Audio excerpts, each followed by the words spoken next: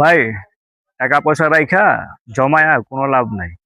আসেন, ঘুরেন, এনজয় করেন বউ বাচ্চাদেরকে নিয়ে, এটাই কাজে লাগবে। ঠিক আছে? পিছনে দেখছেন সবুজ আর সবুজ, পিছনে হচ্ছে সবুজ আর সবুজ, আর এখানে হচ্ছে আমার জীবন সঙ্গী। হ্যাঁ ভাই, আপনারা যারা আসতে চান এখানে আসতে পারেন। মাধবপুর চা বাগানে আছি, নূরজাহান চা বাগানে। পরিবেশটা খুব অনেক সুন্দর, সুন্দর, কিন্তু আজকে হচ্ছে সবুজে ঘেরা, একটু খুব গরম, ভালো লাগে, আজকে একটু গরম শান্তি। বেশি। এটার জন্য আমার মেয়েটা খুব টায়ার্ড হয়ে গিয়েছে।